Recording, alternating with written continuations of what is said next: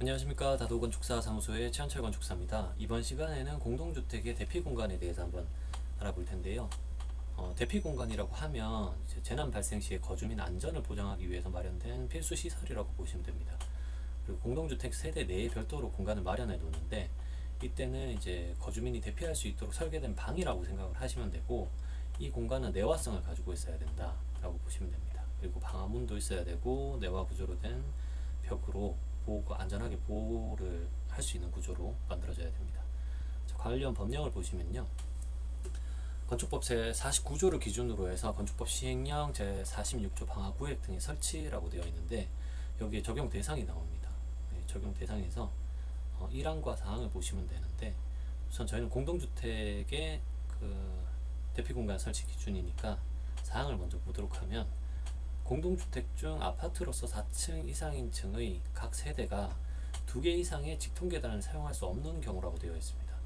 그러니까 직통계단이 하나가 있을 때는 대피공간을 설치를 해야 되고, 각 세대가 이제 2개 이상의 직통계단을 사용할 수 있는 경우에는 그 대피공간을 별도로 마련하지 않아도 되겠죠.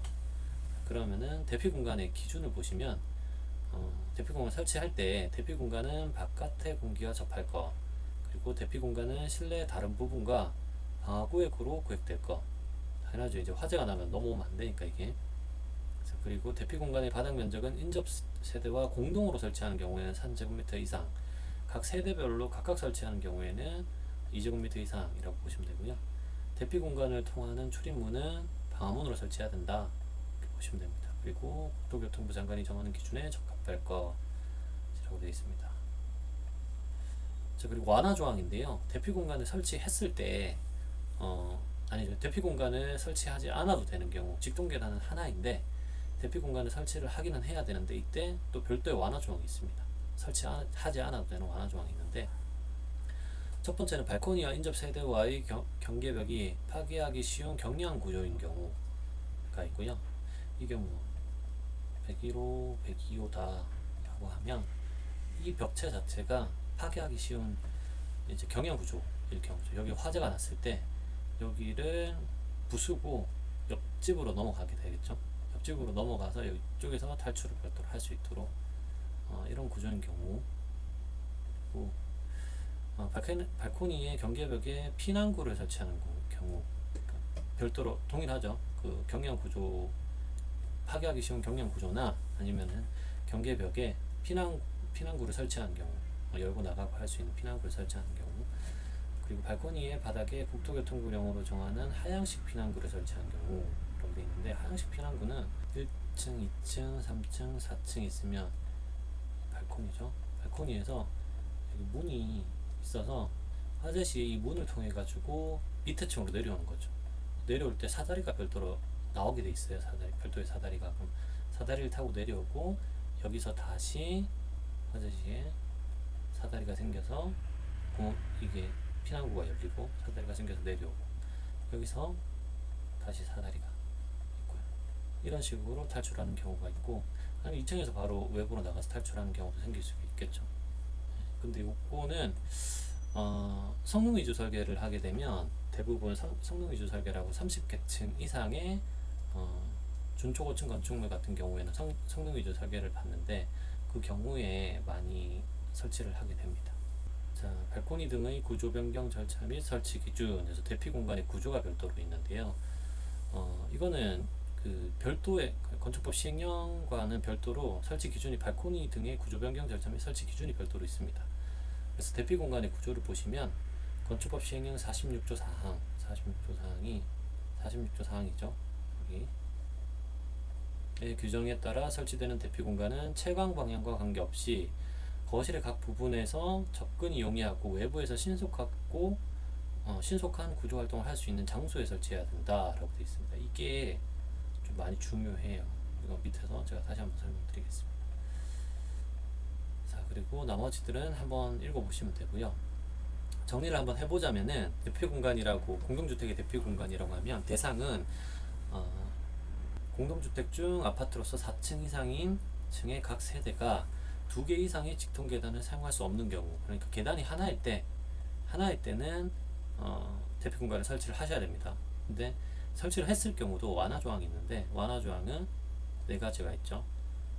경량 파괴하기 쉬운 경량 구조, 그 다음에 경계벽의 피난구, 그 다음에 하향식 피난구, 옆으로 나가는 피난구가 아니고 아래로 떨어지는 하향식 피난구, 그리고 국토교통부령으로 정한 국토교통부 장관이 제4항에 따른 대피공간과 동일하거나 그 이상의 성능이 있다고 인정하고 고시하는 구조 또는 시설인데, 이런 것들이 있을 수 있어요. 마지막으로 설명 좀 드리면, 건물 아파트가 있으면 여기 외부 사다리를 설치하는 경우들이 있어요.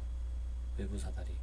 그래서 화재가 났을 때 사람이 여기 사다리를 통해서 이렇게 해서 내려올 수 있는 구조가 있는데, 이런 것들 뭐 대략적으로 뭐 이런 것들이 있을 수 있죠. 성능을 인정받았다면 이거 설치하면 됩니다. 근데 실제 설치하는 경우는 잘 없어요. 왜냐하면은 비용이 좀 많이 들어요, 생각보다. 네, 그래서 그 성능이 있다고 인정하는 경우죠. 구조 또는 시설. 네. 대피 공간의 구조는 한번 읽어보시면 되는데, 이 중에서 제가 제일 중요하다고 생각되는 게 외부에서 신속하고 원활한 구조 활동을 할 수 있는 장소. 이게 저는 제일 중요하다고 보거든요.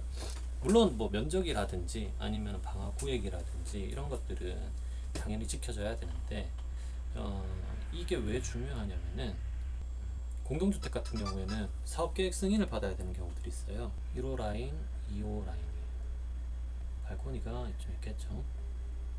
한상현 같은 경우는 발코니가 이렇게 설치가 되겠죠. 그럼 대지 경계선이 여기 폭이 예를 들어서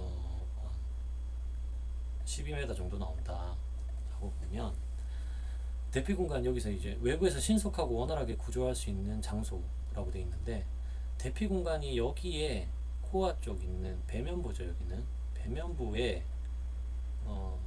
대피 공간이 있다 그러면 소방차가 이쪽에 들어와서 소방차를 대고 사다리를 연결해서 사람을 구조할 수가 있어요.